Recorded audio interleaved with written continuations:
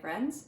So in Food for Thought, the discussion group that I've been leading on Tuesdays, we've been talking about different topics each week. And one of the things we talked about was our macronutrients, so our protein, our carbs, and our fats. So I thought maybe I'll break it down for you and give you a few key points from each of those talks. So today we're going to talk about protein. Our bodies need protein and amino acids to produce important molecules in our body, like enzymes, hormones, neurotransmitters, antibodies, all kinds of things. And we really need the protein to help the body function correctly. Protein helps replace worn out cells, it transports various substances throughout the body, and it aids in growth and repair. Super, super important. In other words, we need a small amount of protein to survive, but we need a larger amount of protein to thrive. You may be asking, when do I eat it? Well, we can only store so much protein in our bodies at a time, which is why it's important for us to eat protein throughout the day to sustain that and to replenish our protein as we go. How much, you may ask? Well, the basic recommendation for protein intake is 0.8 grams per kilogram or around 0.36 grams per pound of body mass in an untrained, generally healthy adult. So that is like the bottom of the line. So if you're 150 pounds, you would consume about 54 grams a day. However, this amount is only to prevent protein deficiency.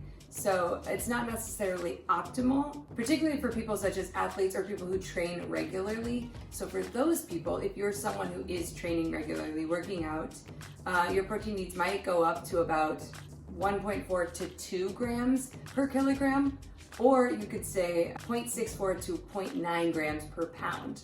So if you're 150 pounds, you would want around 95 to 135 grams of protein a day to really thrive. If you wanted to be more casual in your measuring of your protein, you could do the hand method, which I've talked about before. You would measure it based on your palm, and you do 1 to 2 palms of protein with each meal. So that could be just a nice basic way to get the right amount of protein throughout your day. Another option would be to just look at the serving size and go based on the serving size of whatever protein you're consuming. Which protein is best? Great question.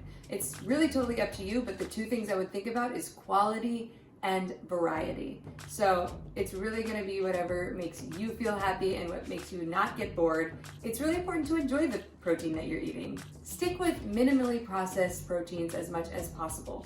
Some ideas of healthy protein sources are wild-caught fish, chicken, turkey, duck, lean beef, bison, lamb, pork. For vegetarians, you could go with eggs or Greek yogurt or cottage cheese. For vegans, we really like to recommend tempeh instead of tofu, because it has more protein and more fiber and it's less processed. It's also fermented, which is really good for your gut. Also for vegans, you could always go for lentils and beans. Normally we would consider these carbs, but they do have a good amount of protein, so if you are a vegan, it's a great option for you.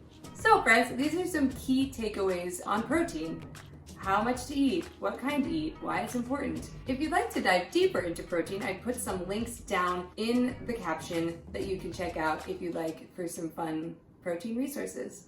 Have a wonderful day, my friends. I love you, and I'll come to you soon with more knowledge.